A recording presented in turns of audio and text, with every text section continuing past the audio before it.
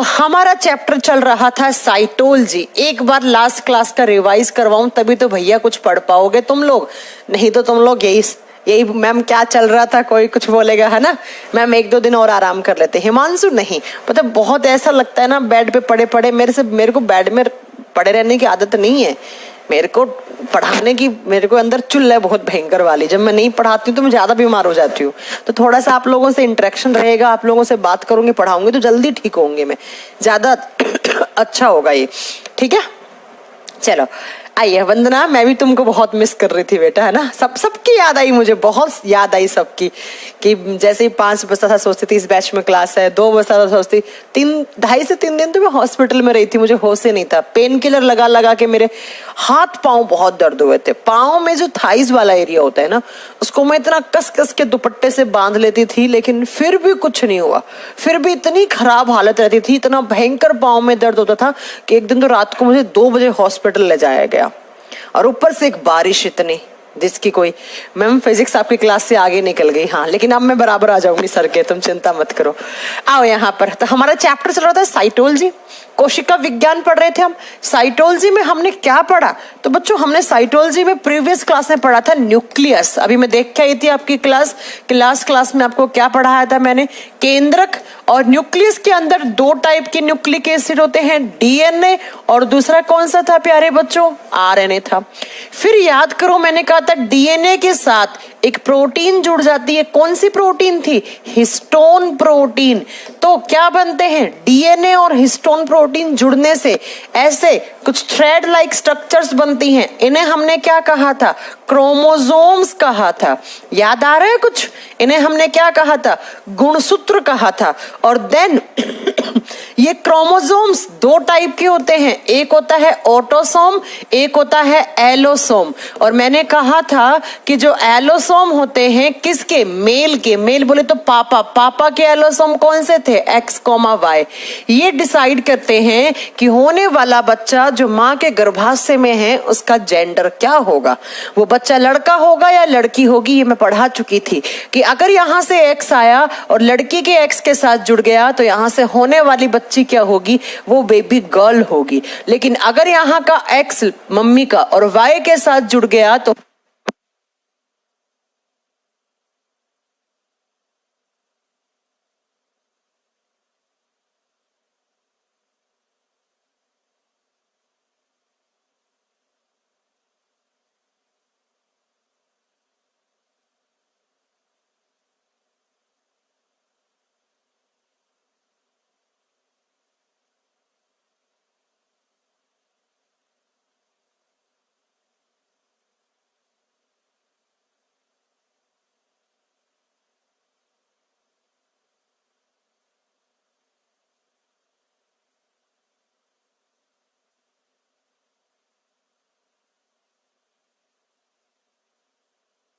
क्योंकि मैंने battery change कर दी है, अभी साउंड आ रही होगी, बिल्कुल एकदम प्रॉपर आ रही होगी, किसी को कोई प्रॉब्लम नहीं होगी सुनने में।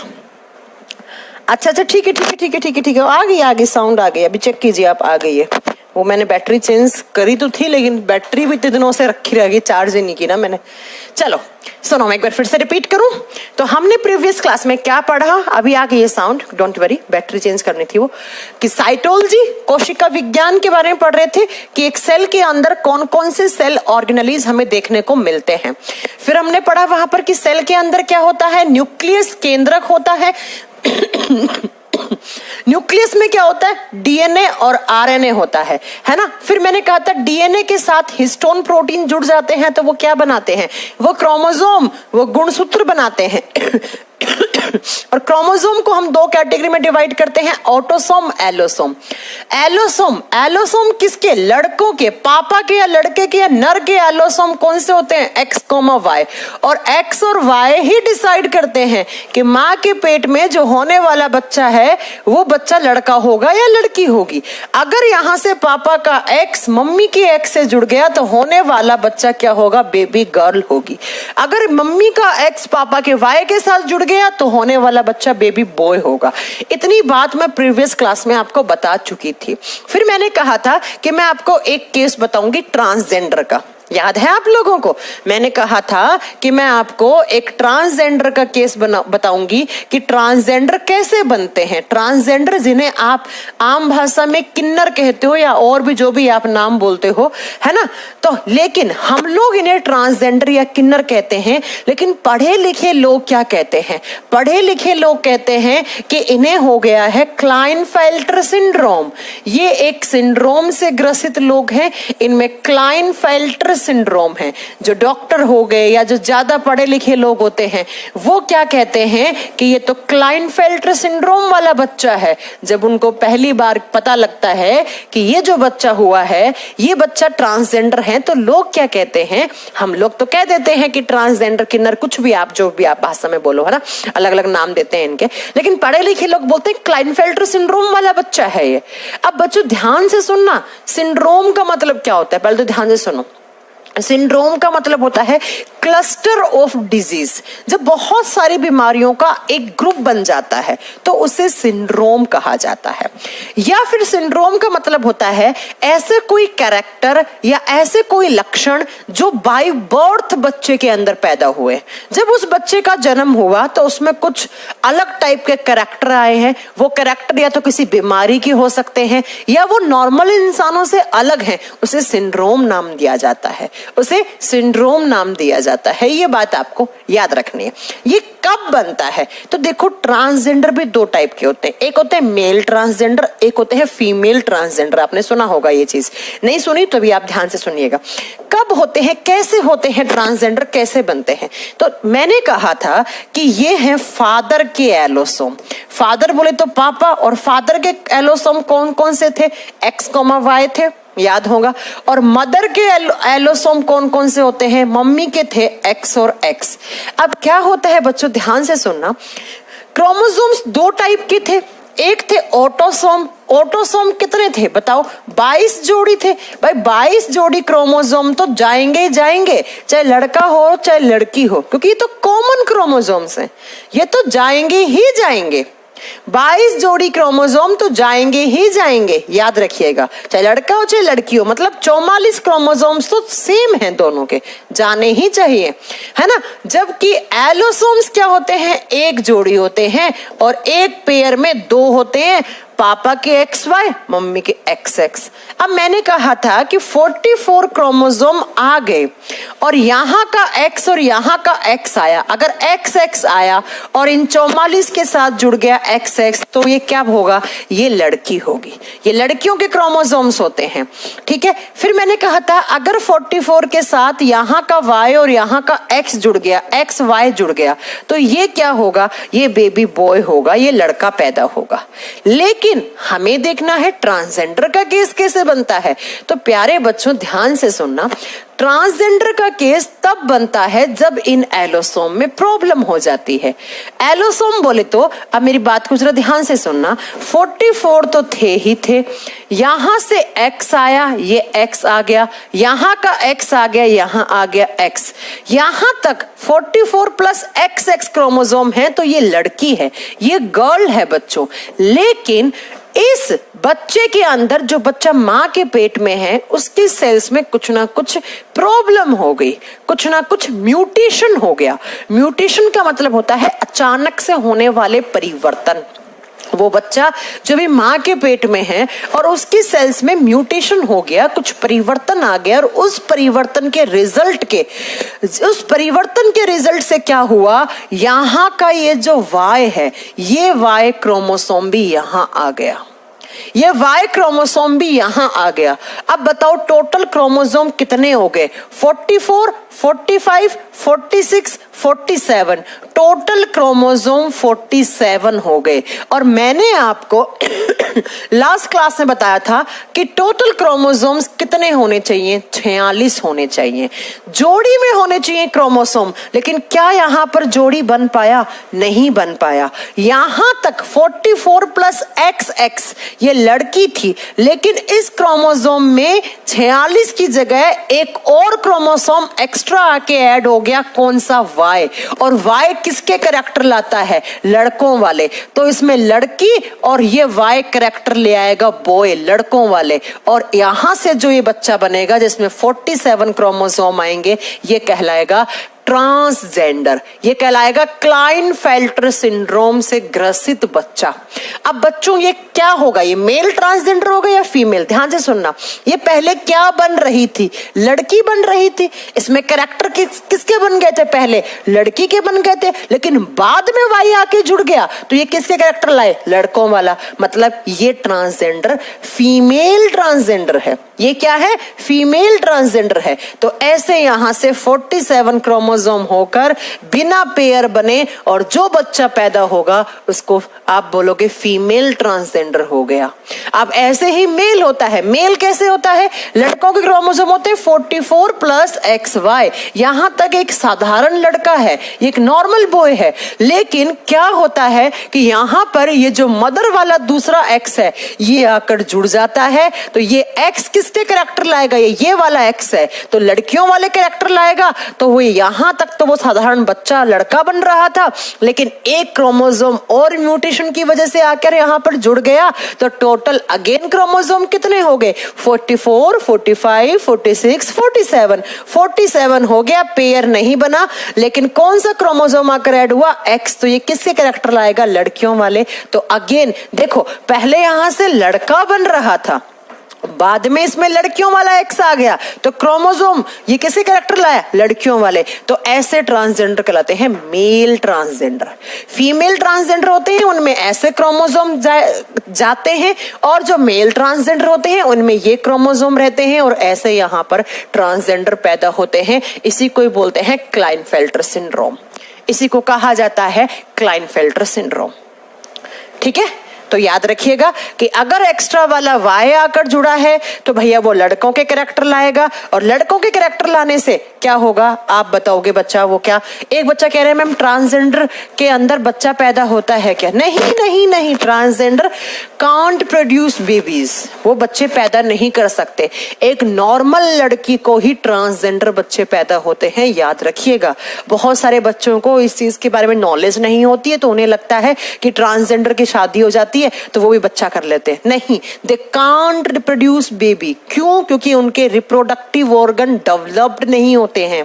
इनके जो रिप्रोडक्टिव ऑर्गन्स होते हैं, जो प्रजनन करने वाले अंग होते हैं, वो विकसित ही नहीं हो पाते हैं। लड़कियों में मतलब जो फीमेल ट्रांसजेंडर होंगी ना उनमें ओवा बन पाएंगे अंडे, और जो मेल ट्रांसजेंडर होंगे उनमें क्या नहीं बन पाएंगे? स्पर्म्स नहीं बन पाएंगे। और जब स्पर्म्स और ओवा अंडे बने ही नहीं है तो फ्यूजन होगा ही नहीं, और जब फ्यूजन होगा ही नहीं तो कैसे बच्चे प्रोड्यूस करेंगे? नहीं, एक नॉर्मल माता पिता की संतान ही ट्रांसजेंडर बनती है। कभी आपने देखा हो किसी के केस आपके आसपास कभी पड़ोस में हुआ हो, कहीं हुआ हो, तो आप देखोगे कि नॉर्मल एक साधारण मम्मी पापा हैं और उनका बच्चा हुआ तो उसको 8-10 दिन के बाद वो किन्नर लोग आ गए, उन लोगों ने इन्फॉर्म कर दिया कि भैया हमारे घर में किन्नर पैदा हुआ है, ट्रांसजेंडर पैदा हुआ है। तो वो उनकी पूरी एक टोली होती है वो आ जाते हैं और ले जाते हैं उनको। ठीक है, तो याद रखिएगा, ये मेरी बात याद रखिएगा। डाउन सिंड्रोम अलग चीज होती है बच्चा, वो अलग सिंड्रोम होती है। ठीक है, वो अलग सिंड्रोम होती है। अब एक बच्चा कह रहे हैं मैम 46 प्लस XX हो जाए, मतलब क्या हो जाए? ऐसे कि खेल चल रहा है क्या? नहीं, 46 प्लस XX क्या कहना चाह रहे हैं? पहली बार तो 46 प्लस XX हो ही नहीं सकता। 44 प्लस XX आप ये कहना चाह रहे हैं, ये कहना चाह रहे हैं 44 प्लस XX। तो ये तो नॉर्मल लड़की है एक ये तो नॉर्मल एक लड़की, एक है नॉर्मल ट्रांसजेंडर का मतलब कहते हैं। नॉर्मल ट्रांसजेंडर का मतलब कुछ नहीं होता, ट्रांसजेंडर है वो, इसमें क्या है? ठीक है, तो ऐसा आपके एक नॉर्मल जो पेरेंट्स होते हैं उनसे ही ट्रांसजेंडर पैदा होता है, ये बात याद रखिएगा। ठीक है, एक कह रहा है मैम बर्थ से पहले पता चल जाता है। हाँ, बिल्कुल चल जाता है, बिल्कुल चल जाता है। अगर आपने पता करवाया होगा, अगर आपने अल्ट्रासाउंड करवाया होगा, सोनोग्राफी करवाई होगी, तो डॉक्टर बता देता है। लेकिन ये इलीगल होता है, ये इलीगल होता है क्योंकि फिर कोई भी आप जानते हैं हमारा हम कैसे समाज में रहते हैं। बड़ा बिटर ट्रूथ है, बड़ा कड़वा सच है कि अगर पहले पता लग जाएगा तो उस बच्चे को मार दिया जाता है। तो ये बिल्कुल भी नहीं करवाना चाहिए। सेक्स डिटरमाइनेशन पहले बिल्कुल नहीं करना चाहिए कि पता लग जाता है तो, क्योंकि यार उनकी भी लाइफ है, बच्चा पूरा बन गया 7-8 महीने का, वो उसे खत्म नहीं कर सकते आप। ठीक है, तो ये याद रखिएगा। एक कह रहा है इलाज पॉसिबल है क्या? नहीं, इनका कोई इलाज नहीं होता। अगर इलाज होती तो फिर आज कोई ट्रांसजेंडर होता ही नहीं हमारी कम्युनिटी में, है ना। और ट्रांसजेंडर यार क्या है, भगवान ने बनाया, हम क्या कर सकते हैं। आपने देखा ट्रांसजेंडर इंडिया में पहली आईपीएस ऑफिसर बन गई, जज बन गई ट्रांसजेंडर, आप कभी देखेंगे तो। अब एक बच्चा कह रहा है मैम क्या कहते हैं ट्विंस कैसे हो जाते हैं, वो आगे बताएंगे आपको। रोहित ऐसे नहीं होगा कि एक्स एक्स वाई वाई जुड़ जाते हैं, अरे नहीं ऐसा नहीं होता है। जब मैं आपको और बहुत सारी आगे सिंड्रोम कराऊंगी, एक होता है Down syndrome, Patau syndrome, Jacob syndrome, cat syndrome, वो बताऊंगी तब आप लोगों को और अच्छे से समझ में आएगा, और अच्छे से समझ में आएगा। यस बिल्कुल होते हैं। जो फीमेल ट्रांसजेंडर होते हैं उनमें मैमरी ग्लैंड्स होती हैं, बिल्कुल होती हैं। जो फीमेल ट्रांसजेंडर होते हैं उनमें मैमरी ग्लैंड्स होती हैं, ठीक है। चलो मैम हम करवाए हैं सर, मेरा भाभी के पेट में लड़का है, विपुल कह रहे हैं। तो विपुल आपने बहुत बड़ी गलती की है, अगर आपने मतलब पहले ही चेक करवा लिया कि लड़का है लड़की है, मतलब मैं ऐसे लोगों से मैं बात करना ही पसंद नहीं करती, ठीक है। चलो हो गया, तो ऐसे ट्रांसजेंडर बनते हैं, ये बात याद रखिएगा। अब बच्चों लास्ट क्लास में मैंने आपको ये नहीं बताया था कि क्रोमोसोम की डिस्कवरी किसने की थी, याद है आप लोगों को। क्रोमोसोम गुणसूत्र की खोज के बारे में मैंने नहीं बताया था, अगर आप लोगों को याद हो तो शायद तो वो लिख लीजिएगा। इसके डिस्कवरी में आपको 3 साइंटिस्ट के नाम याद करने हैं, ध्यान से सुनना। जब आप क्रोमोसोम की खोज के बारे में बात करते हो तो एक तो साइंटिस्ट का नाम आता है पुरकिंजे। पुरकिंजे वो साइंटिस्ट हैं बच्चों जिन्होंने सबसे पहले क्रोमोसोम को देखा कि भैया ऐसे डीएनए, इस डीएनए के ऊपर जो बहुत सारी प्रोटीन जुड़ जाती है तो ये ऐसे डबल स्टैंडर्ड होके आगे चलकर ये क्या ऐसे करके क्रोमोसोम बना लेता है। तो खोज में अगर सबसे पहले देखा किसने, तब तो आप बताओगे पुरकिंजे ने देखा था। फिर अगर आपसे पूछे कि प्रॉपर इसकी डिस्कवरी किसने की, तब आप बताओगे कि वो थे वेल्डर फ्लेमिंग। वेल्डर फ्लेमिंग, फ्लेमिंग ने इसकी खोज की। और ये जो आप टर्म पढ़ रहे हो, क्रोमोसोम शब्द पढ़ रहे हो, इसको किसने दिया, तब आप बताओगे वो वेल्डेयर नाम के साइंटिस्ट हैं। क्या वेल्डेयर नाम के साइंटिस्ट हैं। तो बच्चों अगर क्रोमोसोम से खोज वगैरह से क्वेश्चन आ जाए तो सिर्फ 3 ऑप्शन मिलेंगे, या तो पुरकिंजे ढूंढ लेना आप, या फ्लेमिंग ढूंढ लेना आप, या वेल्डेयर ढूंढ लेना आप। इनमें से चौथा कोई अलग ऑप्शन नहीं पूछेगा। अब एक कह रहा है कि मैम जुड़वा बच्चे कैसे होते हैं, चलो बता ही देती हूँ मैं, ठीक है। एक नहीं बहुत सारे बच्चों के ये डाउट है। अनिकेत भी पूछ रहे हैं, अंकुश भी पूछ रहे हैं, चलो अभी बताते हैं, ठीक है। डिस्कवरी लिख ली, ये लिख लेना पहले, है ना। अब मैंने ना आपको जो नोट्स प्रोवाइड किए हैं ना, ध्यान से सुनना। उन नोट्स में क्या होता है उन नोट्स में मैंने कुछ क्रोमोसोम के नंबर लिखवा रखे हैं। जैसे कभी कभार एग्जाम में क्वेश्चन आता है कि जो मटर का पौधा होता है, पी, मटर के पौधे में कितने जोड़ी क्रोमोसोम्स होते हैं।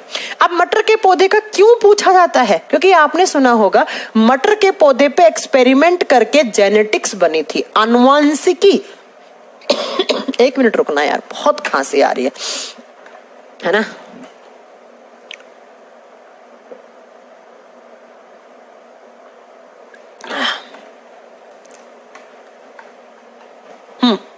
चलो अब सुनना, मटर के पौधे पे एक्सपेरिमेंट करके सर ग्रीगर जॉन मैंडल ने पूरा का पूरा जेनेटिक्स ब्रांच बनाया था, इसलिए कभी कभार इसका एग्जाम में क्वेश्चन पूछ लिया जाता है। तो मटर के पौधे का याद कर लेना, गेहूं के पौधे का याद कर लेना, गेहूं में कितने होते हैं। एक चिंपैंजी में हमसे 1 जोड़ी क्रोमोसोम ज्यादा होते हैं। हमारे बॉडी में कितने हैं, तो हमारे बॉडी में 23 पेयर्स, हमारे बॉडी में होते 23 जोड़ी, तो हमसे 1 जोड़ा ज्यादा किसमें होता है, चिंपैंजी में।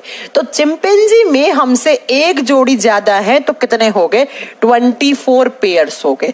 तो ये आपको नोट्स में मिल जाएंगे सारे, तो आप वहां पर याद कर लेना, ज्यादा नहीं पूछा जाता है। आलू, टमाटर, गेहूं और आपका मटर का पौधा और चिंपैंजी और हम लोगों का याद कर लेना, बाकी नहीं पूछा जाता है किसी का, ठीक है। ये क्वेश्चन आ सकते हैं। अब एक बच्चा कह रहा है कि मैम ट्विंस कैसे होते हैं, तो ये बात सुन लो कैसे होते हैं ट्विंस।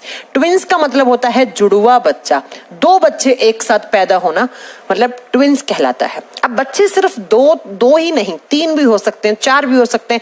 अभी आपने सुना होगा इंडिया में, पता नहीं यूपी के किसी गांव में एक लड़की ने 6 बच्चों को एक साथ जन्म दिया, तो कोई बड़ी बात नहीं है, ठीक है, ठीक है, कोई बड़ी बात नहीं है। तो ट्विंस का मतलब है एक साथ 2 बच्चे जन्म हो जाना, उन्हें ट्विंस कहा जाता है। ट्विंस बच्चों 2 टाइप के होते हैं, एक होते हैं आइडेंटिकल ट्विंस, ध्यान से सुनिएगा, एक होते हैं आइडेंटिकल ट्विंस जो दिखने में एक जैसे होते हैं।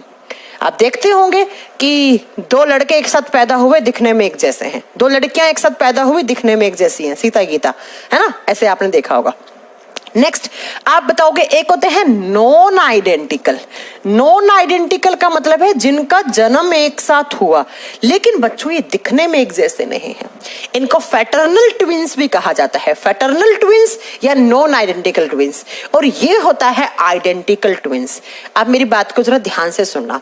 जब एक स्पर्म जुड़ता है, एक स्पर्म आया और ये स्पर्म का मतलब है शुक्राणु, ये आया और इसने फ्यूजन किया एक ओवा के साथ, एक अंडे के साथ, एक स्पर्म एक अंडा मिला, तो इनके फ्यूजन से जो एक नया जाइगोट बना जिससे आगे चलकर एक पूरा बेबी बनेगा, तो वो एक ही बनेगा बच्चा और इससे एक बच्चा पैदा होगा। लेकिन क्या होता है, ध्यान से सुनना, यहां से एक स्पर्म आया, स्पर्म एक ही है, एक स्पर्म आया और इस स्पर्म ने एक अंडे को, एक अंडा था, इस अंडे को क्या किया, फर्टिलाइज कर दिया, इसको फर्टाइल कर दिया, इसको निषेचित कर दिया। लेकिन इस अंडे से आगे चलकर ऐसे जब जाइगोट बने तो दो सैक बन गए, ऐसे ऐसे माँ के यूट्रस के अंदर, माँ के गर्भाशय के अंदर दो सैक बन गए। दो सैक का मतलब दो थैलियां बन गई, एक में यहां बच्चा है और एक में यहां बच्चा है। स्पर्म तो एक ही आया था, एक ही स्पर्म है बच्चा, ध्यान से सुन लेना। उसने एक अंडे को फर्टिलाइज किया लेकिन आगे चलकर इस एक अंडे के दो हिस्से हो गए, दो अलग अलग सैक बन गए। एक इस सैक में बच्चा है, एक इस सैक में बच्चा है, दो प्लेसेंटा बन गई इनसे। सॉरी, दो नहीं, जब इसमें है तो इसमें एक ही प्लेसेंटा बनेगी। एक प्लेसेंटा बन गई ऐसे मेम्ब्रेन, इसी प्लेसेंटा के एक हिस्से से यहाँ पर इसके अंदर, इस बच्चे के अंदर खाना पानी सब जा रहा है और इस बच्चे के अंदर जा रहा है, खाना पीने जा रहा है। अब क्या होगा, 9 महीने के बाद डिलीवरी होगी तो यहां पर जो बच्चे पैदा होंगे, ये एक ही स्पर्म ने फर्टिलाइज किया था एक ही अंडे को, लेकिन एक अंडे से दो सैक बने, दो अलग अलग सैक बने, एक सैक ये रहा, एक सैक ये रहा, मतलब एक अंडे से आगे चलकर दो जाइगोट बन गए। इसने सैक बना के दो अलग अलग बेबीज बन गए। अब इन बच्चों का जन्म एक साथ होगा। एक तो आइडेंटिकल है, क्यों आइडेंटिकल है, क्योंकि एक ही स्पर्म से फर्टिलाइज हुए, एक ही अंडे से बने हैं, तो ये दिखने में एक जैसे होंगे। पहली बात तो ये दिखने में होंगे एक जैसे बच्चों, एक जैसे का मतलब है इनकी शक्ल एक जैसी होगी। दूसरा, इनका जेंडर सेम होगा बच्चों, इनका जेंडर सेम होगा। सेम का मतलब है अगर दो लड़कियां हुई हैं तो दो लड़कियां होंगी और अगर दो लड़के हुए हैं तो दो लड़के होंगे। ऐसा नहीं होगा कि एक लड़का और एक लड़की हो जाएगा, नहीं। नेक्स्ट, इनका ब्लड ग्रुप भी सेम होगा। इनका ब्लड ग्रुप सेम होगा मतलब एक का अगर एक ए पॉजिटिव है तो दूसरे का भी ए पॉजिटिव होगा, ब्लड ग्रुप भी सेम होगा। लेकिन इनका जो फिंगरप्रिंट होता है वो अलग होगा, क्योंकि बच्चा इस यूनिवर्स में हर किसी इंसान का फिंगरप्रिंट अलग होता है। फिंगरप्रिंट किसी के दो सेम नहीं हो सकते, इसीलिए क्राइम ब्रांच वाले सबसे पहले फिंगरप्रिंट लेते हैं, ठीक है। फिंगरप्रिंट क्या होंगे इनके, डिफरेंट होंगे, अलग अलग होंगे। तो ऐसा यहां से एक स्पर्म आया, एक ही अंडे को फर्टाइल किया और इस अंडे से दो सैक बन गए और दोनों सैक से दो अलग अलग जाइगोट बन के आगे चलकर दो बच्चे बन गए और जब डिलीवरी हुई तो ये बच्चे दिखने में एक जैसे होंगे। लेकिन ये दो लड़कियां हैं तो दो लड़कियां होंगी, दो लड़के हैं तो दो लड़के हैं। लेकिन ऐसा नहीं होगा कि एक लड़का और एक लड़की, और इन दोनों को जन्म एक साथ होगा, कोई 1 मिनट पहले हो जाएगा, कोई 1 मिनट बाद में हो जाएगा। इनका ब्लड ग्रुप सेम होगा लेकिन इनकी फिंगरप्रिंट अलग होंगी, तो ये बच्चे कहलाते हैं आइडेंटिकल ट्विंस। ऐसे बच्चे जिन्होंने 9 महीने एक साथ एक ही प्लेसेंटा से दूध, एक ही प्लेसेंटा से दूध का मतलब है जो भी न्यूट्रिशन जैसे ग्लूकोज हो गया, पानी हो गया, सब एक ही प्लेसेंटा से लिया है। इनमें से हमेशा एक बच्चा कमजोर रहता है। क्यों? क्योंकि एक ज्यादा पी जाता है ग्लूकोज को, एक ज्यादा पी जाता है पानी को, न्यूट्रिशन को, दूसरे वाले को मिलता नहीं है, तो बेचारा एक कमजोर और एक बढ़िया एकदम हेल्दी होता है, ठीक है। अब बात करते हैं नॉन आइडेंटिकल ट्विंस की। दो स्पर्म आए, स्पर्म तो एक बार में मिलियंस आते हैं ना, लेकिन फर्टाइल तो कोई एक स्पर्म कर पाता है। लेकिन इस बार दो स्पर्म्स ने दो अलग अलग अंडों को, इस स्पर्म ने इस अंडे के साथ फ्यूजन कर दिया, इस स्पर्म ने इस अंडे के साथ कर दिया। क्योंकि भैया एक बारी में जब स्पर्म्स का इजैकुलेशन होता है, जो सीमन आता है, आगे मैं आपको पढ़ाऊंगी, उस सीमन में मिलियंस ऑफ स्पर्म्स होते हैं। तो दो स्पर्म्स ने दो अंडों को फर्टाइल कर दिया, तो दो अलग अलग ऐसे सैक बने। एक सैक में इसमें बच्चा है, एक इसमें बच्चा है। एक प्लेसेंटा इससे जुड़ गई, एक प्लेसेंटा इससे जुड़ गई। दोनों का अलग अलग सैक है, दोनों अलग अलग लिक्विड में तैर रहे हैं, अलग अलग लिक्विड में स्विम कर रहे हैं। दोनों अलग अलग हैं, दोनों को अलग अलग खाना पानी जा रहा है, क्योंकि दो प्लेसेंटा बनी है। और जब इनका जन्म होगा 9 महीने बाद, तो इनका बस जन्म एक साथ होगा, तो इनको ट्विंस कहेंगे। अब ये दिखने में एक जैसे नहीं होंगे, दिखने में अलग अलग होंगे। पहली बात तो दिखने में अलग अलग होंगे, बस इनका जन्म एक साथ है, एक मम्मी पे गया एक पापा पे गया, दिखने में ऐसे होंगे। Next, gender. जेंडर इनके 99.99% केस में अलग अलग होंगे। जेंडर अलग अलग होंगे। अलग अलग का मतलब क्या है बच्चों? एक लड़का एक लड़की, ऐसा नहीं है। हाँ, कोई 1% केस में या 0.1% केस में एक केस ऐसा निकल जाता है कि उनका जेंडर क्या निकल जाता है, सेम भी निकल सकता है। लेकिन यहां पर याद रखना कि कभी भी अलग अलग जेंडर नहीं हो सकते आइडेंटिकल ट्विंस में। इनका ब्लड ग्रुप सेम हो भी सकता है और नहीं भी हो सकता है, कोई जरूरी नहीं है। सेम हो भी सकता है, नहीं भी हो सकता है, लेकिन फिंगरप्रिंट तो हमेशा ऑलवेज विल बी डिफरेंट, क्योंकि फिंगरप्रिंट हमेशा यूनिक होता है, फिंगरप्रिंट हमेशा डिफरेंट होगा। बस इन बच्चों को कहते हैं non identical twins. Non identical का मतलब है जो दिखने में एक जैसे नहीं है, जो दिखने में एक जैसे नहीं है। ठीक है, तो ये आपसे एग्जाम में कभी क्वेश्चन बन जाए तो याद रखिएगा। ये दिखने में एक जैसे क्यों है? क्योंकि भैया एक स्पर्म और एक ही ओवा से बने। हाँ, एक ही ओवा से दो सैक तैयार हो गए और दोनों सैक से दो बच्चे बन गए, वो बात अलग है। ठीक है, इसलिए ये दिखने में एक जैसे हैं। इनका जेंडर सेम हो सकता है, डिफरेंट कभी नहीं होगा। दो लड़कियां दो लड़कियां, दो लड़कियां दो लड़के होंगे। इनका ब्लड ग्रुप क्या होगा? सेम होगा, लेकिन इनकी फिंगरप्रिंट हमेशा यूनिक होता है, तो वो अलग जाएगा। लेकिन जब दो स्पर्म ने दो अंडा को फर्टिलाइज किया, तो आगे चलकर एक इस अंडे से जाइगोट बन गया, एक इससे बन गया। ये सैक अलग है, ये सैक अलग है। सॉरी, एक प्लेसेंटा इसकी बन गई, एक प्लेसेंटा इसकी बन गई, और ये दोनों हेल्दी होते हैं। क्यों हेल्दी होते हैं? क्योंकि अलग अलग प्लेसेंटा है, दोनों को अलग अलग खाना मिलेगा, दोनों को अलग अलग न्यूट्रिशन मिलेगा। लेकिन ये बच्चे में इनमें से एक बच्चा हमेशा कमजोर होता है, एक हेल्दी होता है। एक का वजन ज्यादा होता है, एक का वजन कम होता है। वो इसलिए क्योंकि बच्चों ये एक प्लेसेंटा से लेते हैं, तो एक जो ज्यादा चालाक होता है ना, है ना, वो क्या करता है, ज्यादा पी लेता है, खाना पानी ज्यादा खा लेता है। लेकिन ये दोनों अलग अलग हैं, तो ये हमेशा दोनों ही हेल्दी होते हैं, दोनों का ऑलमोस्ट एक जैसा वजन होता है। और इसमें जेंडर 99.99% में अलग अलग होता है। कोई 1% में हो सकता है कि सेम भी निकल जाए, सेम भी निकल जाए। अब एक लड़का कह रहा है कि मैम क्या 6 बच्चे होना पॉसिबल है? बिल्कुल है। अगर यहां से 6 स्पर्म आ गए, 3 4 5 6, और 6 अंडों को फर्टाइल कर दिया, तो ये देखो यहां से क्या बनेंगे, 6 अलग अलग सैक बनेंगे। और कितने बच्चे पैदा होंगे? फिर 6 बच्चे पैदा होंगे। 2 से ज्यादा भी हो सकते हैं, लेकिन याद रखना 2 से ज्यादा हमेशा नॉन आइडेंटिकल होते हैं, आइडेंटिकल नहीं हो सकते।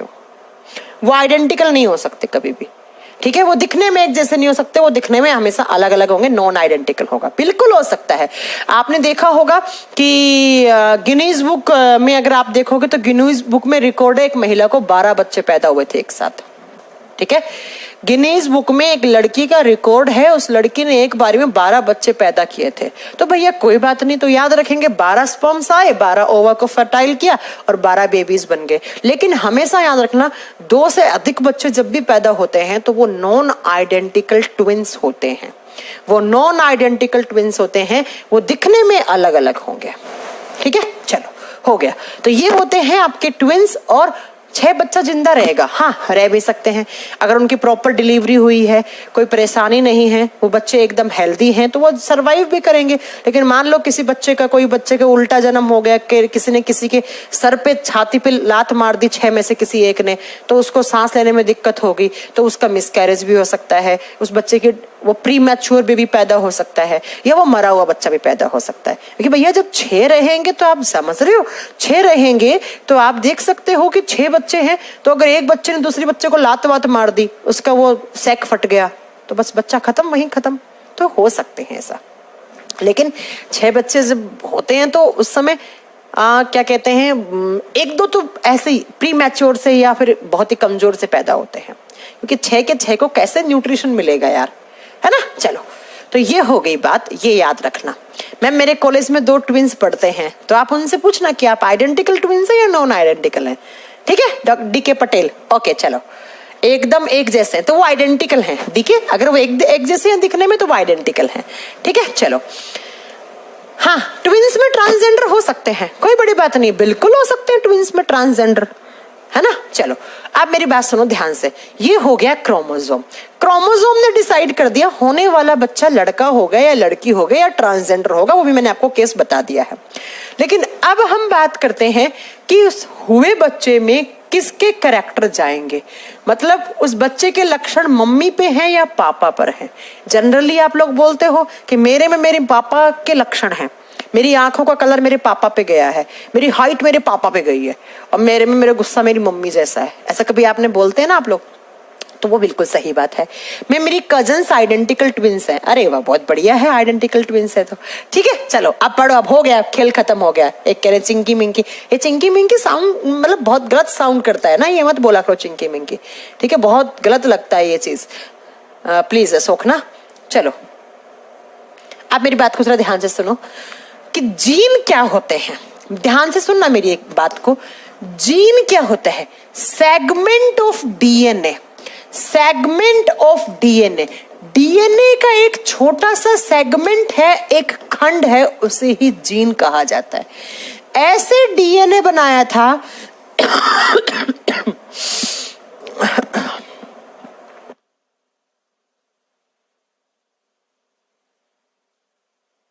सेगमेंट ऑफ डीएनए, डीएनए का एक छोटा सा सेगमेंट आपने, डीएनए ये पूरा डीएनए, इस डीएनए के इस हिस्से को आपने तोड़ा यहां से, तो इसे आप क्या नाम दोगे, इसे आप जीन नाम दोगे। तो पूरे डीएनए का एक छोटा सा सेगमेंट लिया आपने, उसी सेगमेंट को आप जीन बोलते हो।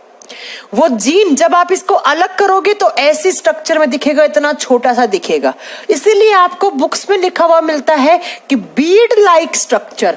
बीड लाइक स्ट्रक्चर का मतलब है यहां पर बिल्कुल एकदम छोटी सी ऐसे डॉट जैसी स्ट्रक्चर, जिसे आप क्या बोलते हो, जीन बोलते हो।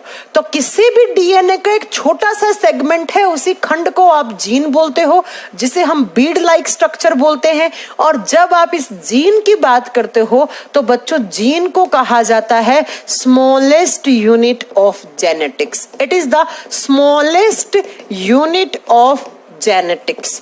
आनुवंशिकी की सबसे छोटी इकाई एग्जाम में पूछी जाती है। आनुवंशिकी का मतलब होता है वो ब्रांच जिसमें आप ये पढ़ते हो कि कैसे हमारे लक्षण एक पीढ़ी से दूसरी पीढ़ी में ट्रांसफर होते हैं, है ना। तो उसमें सबसे छोटी इकाई किसे माना गया है, जीन को।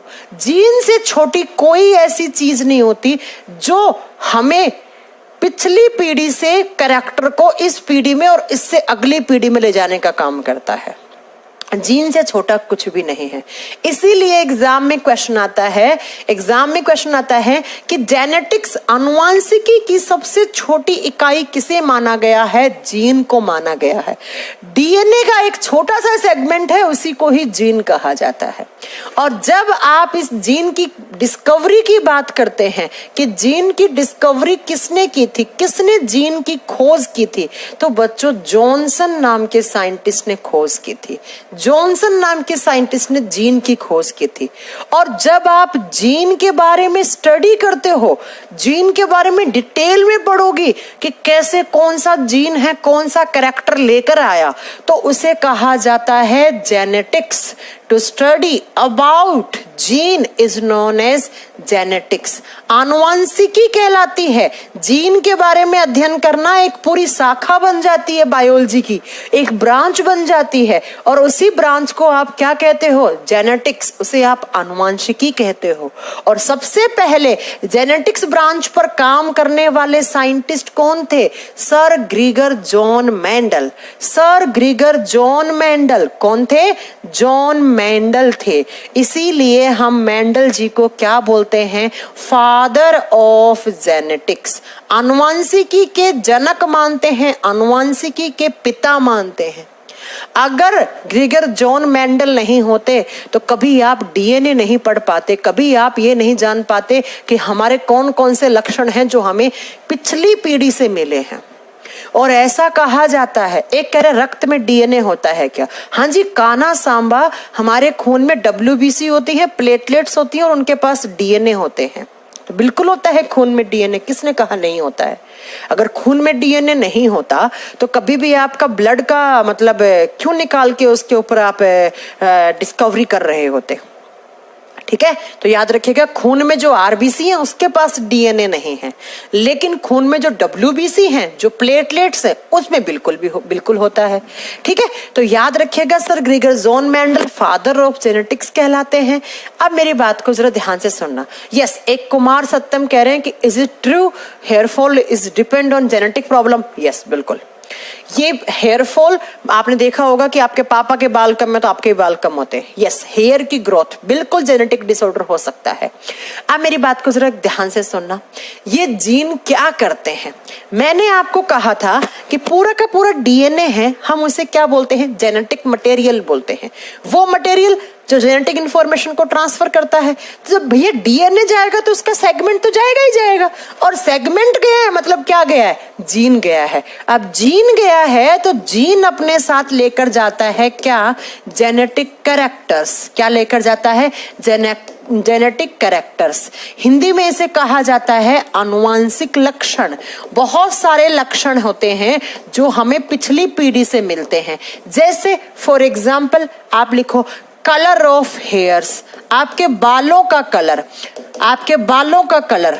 नेक्स्ट हेयर्स ग्रोथ, बालों की ग्रोथ, हेयर्स की ग्रोथ। ग्रोथ का मतलब है उनकी लंबाई या उनकी जो स्ट्रेंथ है वो हो गया। नेक्स्ट आप लिखो आपकी आंख की पुतली का रंग, colour of iris. Colour of iris, आपकी आंख की जो आइरिस होती है जिसे आप परितारिका बोलते हैं, उसका रंग हो गया। जैसे कुछ लोगों की आइरिस होती है वो ब्राउन कलर की होती है, कुछ लोगों की आइरिस होती है वो नेवी ब्लू कलर की होती है, कुछ की डार्क ब्लैक कलर की होती है, ऐसे होती है। नेक्स्ट लिखो आपकी height. Height is also a genetic character. अगला लिखो colour of skin. Skin, colour of skin, आपकी स्किन का कलर। जैसे नाइजीरियन लोग हैं तो देखना वो किस कलर के होते हैं। सारे नाइजीरियन वैसे ही मिलेंगे? ऐसा तो है नहीं कि नाइजीरियन में एक बहुत गोरा सा बच्चा पैदा हो जाता है, नहीं, क्योंकि उनके जेनेटिक वेरिएशन उसी टाइप की हैं। ठीक है, तो एग्जाम में क्वेश्चन क्या आता है कि भैया वो सबसे छोटी इकाई क्या है जो जेनेटिक कैरेक्टर्स को आगे से आगे ट्रांसफर करने का काम करता है? तो आप बताओगे वो सबसे छोटी इकाई जीन कहलाती है। ये gene transfer genetic characters like colour of hairs, growth of hairs, colour of iris, height, colour of skin, etcetera etcetera, ये सारे के सारे जेनेटिक कैरेक्टर आपको पिछली जनरेशन से मिलते हैं, और उनको ट्रांसफर करने का काम कौन करते हैं? जीन करते हैं। हर एक कैरेक्टर के लिए एक अलग जीन होगा। बच्चों इसके लिए एक प्रोजेक्ट आया था। अगर आप यूपीएससी की तैयारी करते हैं ना तो आप पढ़ोगे इसको, human genome project. Human genome project आज तक का सबसे सक्सेसफुल जीनोम प्रोजेक्ट माना जाता है। इसको कहा जाता है HGP शॉर्ट फॉर्म में, और इसमें बहुत सारे साइंटिस्ट लोगों ने रिसर्च किया था और उन्होंने बताया था कि ह्यूमन बॉडी में अप्रोक्स 30,000 जीन हैं। 30,000 अलग अलग जीन हैं जो अलग अलग कैरेक्टर को लेकर जाते हैं अगली जनरेशन में लेकर जाते हैं। ठीक है, लेकिन अब कुछ कैरेक्टर हैं जो आ जाते हैं आपके अंदर, कुछ कैरेक्टर हैं जो नहीं आते हैं। जो कैरेक्टर ट्रांसफर हो गया वो तो क्या करेगा? अपने आप को डोमिनेट करेगा, दिखाएगा। लेकिन अगर जो कैरेक्टर नहीं आया है तो बच्चा वो कैरेक्टर शो नहीं हो पाएगा, वो रिसेसिव बन जाएगा। ये सब मैं आपको पढ़ाऊंगी आगे, ठीक है। अभी फिलहाल इतना सुन लो, फिलहाल इतना सुन लो। तो यहां पर जाकर आपको जीन वाला पार्ट खत्म हो जाता है। तो मैंने क्या पढ़ाया? मैंने पढ़ाया कि न्यूक्लियस होता है। न्यूक्लियस के अंदर दो टाइप के न्यूक्लिक एसिड होते हैं, डीएनए, आरएनए। फिर मैंने कहा कि डीएनए के साथ हिस्टोन प्रोटीन जुड़ते हैं, तब क्या बनते हैं? क्रोमोसोम बनते हैं। और क्रोमोसोम के बारे में मैंने सारी बातें बता दी। पेयर्स में होते हैं, सेल डिवीजन होता है तब ये विजिबल होते हैं। फिर क्रोमोसोम्स जो हैं वो थ्रेड लाइक स्ट्रक्चर्स होती हैं, हमेशा जोड़ियों में होते हैं। हमारे बॉडी में दो टाइप के होते हैं, अगर लड़का है तो 44 + XY होगा, लड़की है तो 44 + XX होंगी। फिर मैंने कहा कि इस डीएनए का एक छोटा सा सेगमेंट है, डीएनए का एक छोटा सा सेगमेंट है। क्रोमोसोम डिसाइड करेगा होने वाला बच्चा लड़का है या लड़की है या ट्रांसजेंडर है। फिर उसमें जो कैरेक्टर्स आएंगे वो कौन लेकर जाएगा? जीन लेकर जाएगा। तो यहां पर आके आपका न्यूक्लियस वाला पार्ट खत्म हो गया है। न्यूक्लियस के बारे में आपने सारी चीजें यहां पर जान ली हैं। अब हम नेक्स्ट सेल ऑर्गेनेली पे चलेंगे। कौन सा? ये सब कुछ न्यूक्लियस के अंदर चल रहा था, ठीक है। ये सब कुछ न्यूक्लियस के अंदर चल रहा था। अब आप बताओगे यहां पर क्या? अब बताओगे नेक्स्ट हम पढ़ेंगे, वो पढ़ेंगे माइटोकॉन्ड्रिया के बारे में। अगले कंपोनेंट के बारे में, या अगला सेल ऑर्गेनेली है उसे बोलते हैं माइटोकॉन्ड्रिया। हिंदी में बोलते हैं सूत्रकणिकाएं, सूत्रकणिकाएं, सूत्रकणिकाएं। वैसे तो हिंदी में माइटोकॉन्ड्रिया ही लिखा हुआ आता है, लेकिन शुद्ध हिंदी पढ़ोगे तो सूत्रकणिकाएं कहा जाता है। माइटोकॉन्ड्रिया आप बचपन से पढ़ते आ रहे हैं माइटोकॉन्ड्रिया के बारे में कि इसे हम क्या बोलते हैं? पावर हाउस बोलते हैं, या इसी का दूसरा नाम होता है, इसे हम एनर्जी हाउस बोलते हैं, है ना। हिंदी में और क्या सुना आपने? हिंदी में लिखा हुआ होता है इसे कोशिका का ऊर्जा घर बोलते हैं, या कोशिका का शक्ति गृह है। मतलब जहां पर पावर है, पावर मतलब एनर्जी है, उसे कहा जाता है माइटोकॉन्ड्रिया। जब आप एक सेल को माइक्रोस्कोप के नीचे रखोगे तो आपको ऐसी स्ट्रक्चर दिखेगी। इसे देखते ही आपको तुरंत पता लग जाएगा कि ये माइटोकॉन्ड्रिया है। ऐसा दिखेगा आपको माइटोकॉन्ड्रिया, ठीक है। इस माइटोकॉन्ड्रिया बहुत जरूरी कंपोनेंट होता है सेल का। माइटोकॉन्ड्रिया बहुत बहुत बहुत जरूरी होता है, क्योंकि इसके अंदर जो चीज होती है ना वो होनी बहुत जरूरी है। ऐसा माइटोकॉन्ड्रिया दिखेगा आपको, ठीक है। सबसे पहले तो मैं आपको बता दूं कि mitochondria is a double membrane cell organelle. Double का मतलब क्या होता है? दो। माइटोकॉन्ड्रिया के ऊपर दो झिल्लियां लगी हुई होती हैं, एक आउटर एक इनर। देखो इसमें भी लिखा हुआ है कि ये इनर मेम्ब्रेन है, ये आंतरिक वाली झिल्ली है, और ये कहीं पर ये रहा आउटर मेम्ब्रेन। ये जो येलो सी बनी हुई है ना बच्चों, ये आउटर मेम्ब्रेन है, और ये वाली जो एक बनी हुई ना ये इनर मेम्ब्रेन है। तो सबसे पहला पॉइंट तो माइटोकॉन्ड्रिया के बारे में लिख देना है आपको कि it is double membrane structure. Exam में क्वेश्चन आता है कि सेल के अंदर कौन कौन से कोशिकांग हैं जो सिंगल मेम्ब्रेन हैं, कौन कौन से हैं जो डबल मेम्ब्रेन हैं। तो आप इसके बारे में क्या लिखोगे? यह है दोहरी झिल्ली वाला कोशिकांग है। दो मेम्ब्रेन है इसके ऊपर, दोहरी झिल्ली वाला कोशिकांग है, दो झिल्लियां हैं बच्चों इसके ऊपर। नेक्स्ट मैं आपको बताऊं, माइटोकॉन्ड्रिया बहुत अमीर है। अब अमीर का मतलब ये नहीं इसके पास पैसा है ना। अब अमीर का मतलब ये नहीं कि इसके पास पैसा है। माइटोकॉन्ड्रिया इसलिए अमीर है क्योंकि इसके पास खुद का डीएनए है बच्चों। याद करो जब मैं डीएनए पढ़ा रही थी तो मैंने बताया था डीएनए न्यूक्लियस में होता है और माइटोकॉन्ड्रिया में होता है। याद है आप लोगों को? इसलिए मैंने इसे अमीर बोला है। तो आप लिखोगे डीएनए इज प्रेजेंट हेयर या DNA is present in mitochondria. Mitochondria के पास खुद का डीएनए है बच्चों, इसलिए ये अमीर है। और मैं अब अगला सेंटेंस जो बोलने जा रही हूं ना ध्यान से सुन लेना। ऐसा कोई सेल का कंपोनेंट जिसके पास खुद का डीएनए है अप्रोक्स 90% काम अपने आप कर लेता है, वो किसी और पे डिपेंडेंट नहीं रहता है। और ऐसे सेल ऑर्गेनेलीज को कहा जाता है सेमी ऑटोनोमस बॉडी। तो माइटोकॉन्ड्रिया को एनसीईआरटी में लिखा हुआ है it is semi autonomous body, और सेमी ऑटोनॉमस का मतलब होता है प्यारे बच्चों अर्ध स्वायत्त अंग। अर्ध का मतलब है आधा, स्वायत्त का मतलब अपने आप करने वाला अंग। आधे से ज्यादा काम ऐसे हैं जो खुद से कर लेता है, जो खुद से कर लेता है। इसको किसी की जरूरत नहीं है क्योंकि इसके पास डीएनए, और जो डीएनए वो अमीर है, याद रखिएगा। इसलिए एग्जाम में क्वेश्चन आता है कि which cell organelle is also known as semi autonomous body. किस कोशिकांग को अर्ध स्वायत्त अंग कहा जाता है? तो माइटोकॉन्ड्रिया। हाँ, क्लोरोप्लास्ट के पास भी खुद का डीएनए होता है, वो बाद की बात है, हम बताएंगे आपको। समझ में आ गई मेरी बात? यस, इसको सेमी ऑटोनॉमस बॉडी कहा जाता है।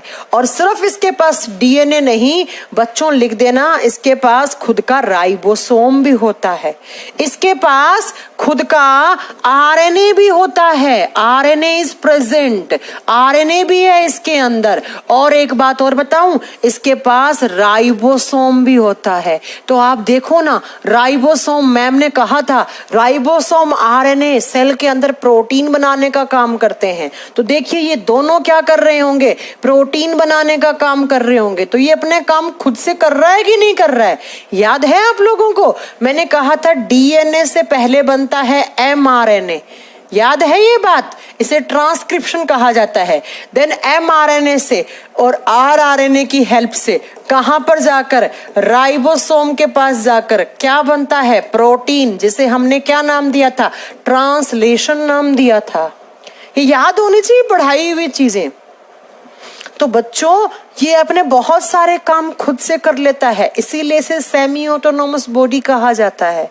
इसके अलावा नेक्स्ट बताऊं, इसके बारे में पॉइंट लिखोगे, it is the first originated organ cell organelle. It is the first originated cell organelle. अब इसका मतलब क्या है?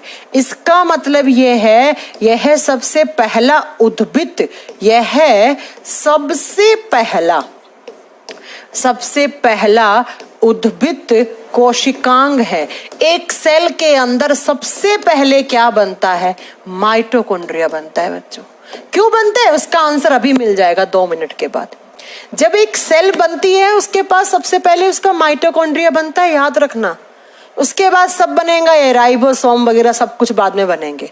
इसलिए एग्जाम में क्वेश्चन आता है कि सेल के अंदर फर्स्ट ओरिजिनेटेड सेल ऑर्गेनेली कौन सा है? सबसे पहले किसका विकास हुआ? कौन सा उद्भिद कोशिकांग है? तो आंसर करके आना वो माइटोकॉन्ड्रिया है। आंसर करके आना कि वो माइटोकॉन्ड्रिया है।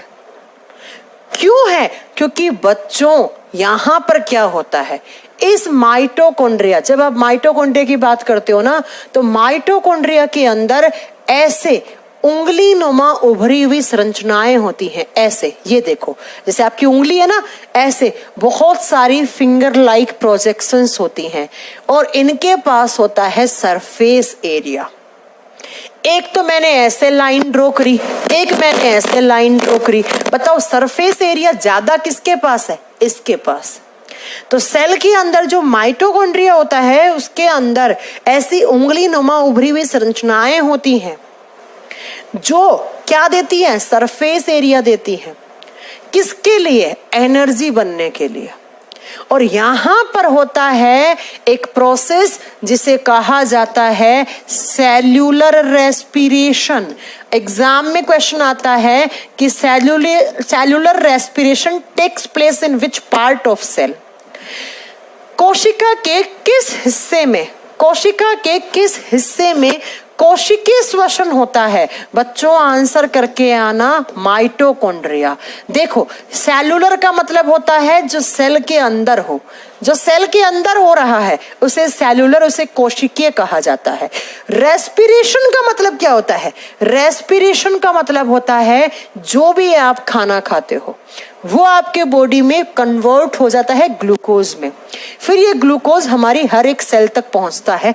किसके थ्रू पहुंचता है? खून, ब्लड। खून हर एक सेल तक पहुंचा जाता है। किसको? ग्लूकोज को।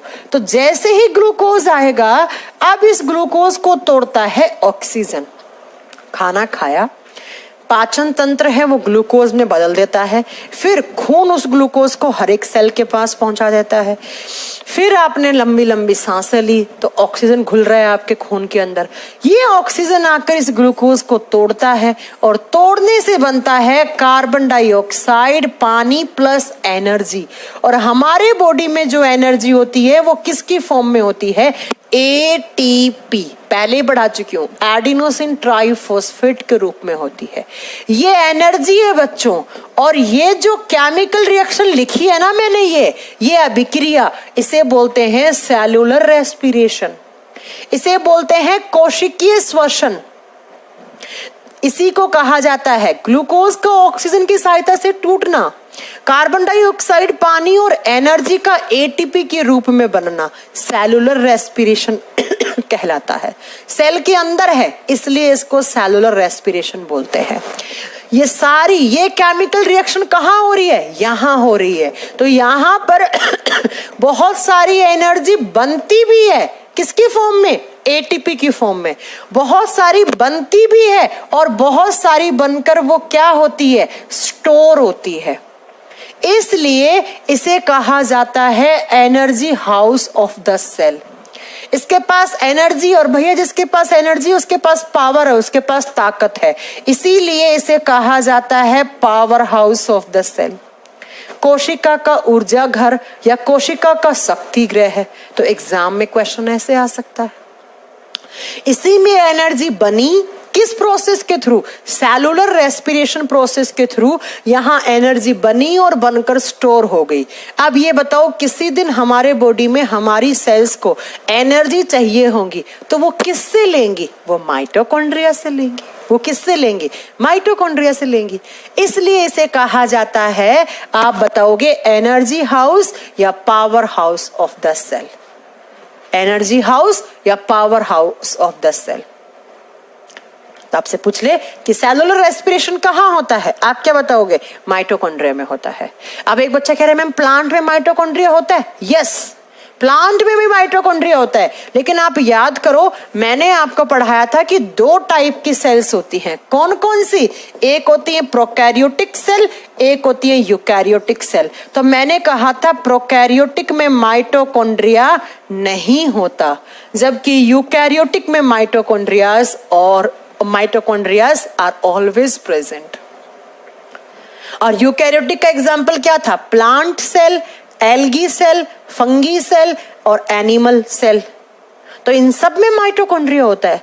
लेकिन प्रोकैरियोटिक सेल का एग्जाम्पल क्या था? बैक्टीरिया। और याद रखिएगा, बैक्टीरिया में कभी भी माइटोकॉन्ड्रिया नहीं होता है। और हमारे बॉडी में, हमारे खून में जो आरबीसी है वो बेचारी बहुत गरीब है। याद रखना, आरबीसी के पास ना ही तो न्यूक्लियस होता है, केंद्रक भी नहीं है। आरबीसी के पास क्या नहीं है? माइटोकॉन्ड्रिया भी नहीं है। इसलिए आरबीसी क्या है? गरीब है। ऐसे याद कर लो। हमारे बॉडी में सिर्फ और सिर्फ आरबीसी इकलौती ऐसी सेल है जिसके पास माइटोकॉन्ड्रिया नहीं है, बाकी सबके पास है। आप आपकी आंख की सेल निकाल लो, माइटोकॉन्ड्रिया दिखेगा। बालों को तोड़ के रख लो, सेल, इसकी सेल निकाल के देख लो। नाखून की सेल देख लो, स्किन की देख लो, नाक की देख लो, कान की देख लो, सबके पास माइटोकॉन्ड्रिया है। सिर्फ किसके पास नहीं है? हाँ नेहा सिंह, आपने बिल्कुल सही बोला बेटा। ब्लू ग्रीन एल्गी मतलब सियानोबैक्टीरिया और बैक्टीरिया के पास क्या नहीं होता? माइटोकॉन्ड्रिया। और हमारे बॉडी में आरबीसी के पास नहीं। बाकी प्लांट में या आप कह सकते हो किसी कवक में, शैवाल में, सब में माइटोकॉन्ड्रिया प्रेजेंट होता है। अब माइटोकॉन्ड्रिया के अंदर क्या हो रहा है? तो मैम ये प्रोसेस हो रही है, ये प्रोसेस, इसे क्या बोलेंगे? Cellular respiration. रेस्पिरेशन का मतलब ही होता है ग्लूकोज का टूटना। लेकिन रेस्पिरेशन एक होता है एरोबिक। एरोबिक का मतलब होता है ऑक्सी। जो ऑक्सीजन की प्रेजेंस में है वो एरोबिक है, जो ऑक्सीजन की एब्सेंस में है वो एनारोबिक है। अब मुझे बताओ, यहाँ पर ग्लूकोज को ऑक्सीजन तोड़ रहा है कि नहीं तोड़ रहा है? यस। ऑक्सीजन की प्रेजेंस में हो रहा है कि नहीं हो रहा है? यस। इसलिए ये रेस्पिरेशन कैसा है बच्चों? ये है मैम एरोबिक रेस्पिरेशन। तो कभी कभी ना एग्जाम में क्वेश्चन पूछेगा कि माइटोकॉन्ड्रिया में कौन सी प्रोसेस होती है। अब पाँव में दर्द होने लग गया बहुत भयंकर। माइटोकॉन्ड्रिया में कौन सी प्रोसेस होती है? तो अब वहां पर ऑप्शन में आप ढूंढोगे सेलुलर रेस्पिरेशन, नहीं मिलेगा भैया। वहां पर ऑप्शन में हो सकता है एरोबिक रेस्पिरेशन। एरोबिक रेस्पिरेशन का मतलब होता है ऑक्सी श्वसन, वो श्वसन जो किसकी प्रेजेंस में हो, ऑक्सीजन की प्रेजेंस में। तो देखो ना, ग्लूकोज टूट तो रहा है किसकी प्रेजेंस में, ऑक्सीजन की प्रेजेंस में। तो माइटोकॉन्ड्रिया में जो रेस्पिरेशन होता है वो एरोबिक रेस्पिरेशन होता है, वो ऑक्सी श्वसन होता है। ठीक है, तो माइटोकॉन्ड्रिया के अंदर एरोबिक रेस्पिरेशन के रिजल्ट में क्या बनती है, एनर्जी। यहां एनर्जी बनकर स्टोर भी होती है, इसलिए इसे एनर्जी हाउस या पावर हाउस कहा जाता है। ठीक है, अब माइटोकॉन्ड्रिया का डायमीटर क्या है, इसकी मेम्ब्रेन क्या है, इसकी डिस्कवरी में 8-10 साइंटिस्ट के नाम याद रखने हैं, तो वो मैं आपको कल पढ़ाऊंगी। वो कल मेरी क्लास होगी, बिल्कुल कल मेरी क्लास होगी, वो मैं कल पढ़ाऊंगी। ठीक है, अब बस इससे ज्यादा 1 घंटा बस कैसे ना कैसे पढ़ा लेती हूँ एटीपी का पूरा। हाँ, उसके बाद तो जो पाँव में दर्द होता है ना, टाइफाइड कम से कम 1 महीने वीकनेस छोड़ के जाती है आपके शरीर में। एटीपी का फुल फॉर्म बेटा वैसे तो पहले लिखवा चुकी हूं, लेकिन फिर भी लिख लो, एडिनोसिन ट्राइफॉस्फेट। Adenosine triphosphate. एक बच्चा कह रहा है एटीपी क्या है? बच्चा एटीपी कुछ नहीं है, जो आपके बॉडी में एनर्जी है उसको नाम दे दिया। आपका भी तो घर का नाम है ना, ऐसे तो आप लड़के हो, लड़की हो, है ना, फलाना इंसान के बेटे बेटी हो, लेकिन आपको नाम तो दिया ना एक। जैसे आपका नाम सोनू होगा, रमेश होगा, आपकी पहचान आपके नाम से है। ऐसे ही माइटोकॉन्ड्रिया के काम उसके काम से पहचान है। काम क्या है? तो वहां ऊर्जा बन रही है। तो जो ऊर्जा है आपके बॉडी में उसको नाम दे दिया एटीपी, और कुछ नहीं है एटीपी बेटा। ठीक है, चलिए तो कल हम यहीं से वापस कंटिन्यू करेंगे माइटोकॉन्ड्रिया के बारे में। बस ये चैप्टर 3 या 4 क्लास का बचा है, ज्यादा नहीं बचा है। चलो, संपत दास बेटा क्रोमेटिन पढ़ाया था मैंने कि थ्रेड लाइक स्ट्रक्चर है जो आगे चलकर डीएनए बनाती है, उन्हें क्रोमेटिन कहते हैं। चलिए, हाँ, टाइफाइड में बहुत कमजोरी आती है, मैम मुझे भी हुआ है, राहुल कह रहे हैं। टाइफाइड आपका शरीर तोड़ जाती है, कम से कम 20-25 दिन आप हिलने लायक नहीं बचते। मुझे लाइफ में दूसरी बार टाइफाइड हुआ, लेकिन पहले तो बहुत कम हुआ, मुझे मालूम ही नहीं चला पिछली बार तो। लेकिन अब तो ऐसे ही, आप देख रहे हैं मेरा थोबड़ा कैसे उतर गया, थोबड़ा शक्ल देख रहे हैं आप, मुझे पहचान भी रहे हैं कि मैं ही हूं। ये मेरे में एनर्जी, मैं 10 घंटे पढ़ा सकती हूँ मुझे, फिर भी टस से मस आपको मालूम नहीं चलेगा कि मैं 10 घंटे से पढ़ा रही हूँ। लेकिन इस बीमारी ने थोड़ा सा मुझे ऐसा कर दिया। चलो, होंगी ठीक 3-4 दिन में। खा रही हूँ मल्टीविटामिन, खा रही हूँ बढ़िया, ग्लूकोज पी रही हूँ, तो मुझे बाकी मेरी मेडिसिन भी चल रही हैं फिलहाल, दवाइयाँ भी चल रही हैं। और दवाइयाँ खा के ना इतनी नींद आती है, क्या बताऊँ मैं तुम लोगों को। चलो, है ना, चलो ओके, कल मिलते हैं आप लोगों से। Thank you so much, thank you so much.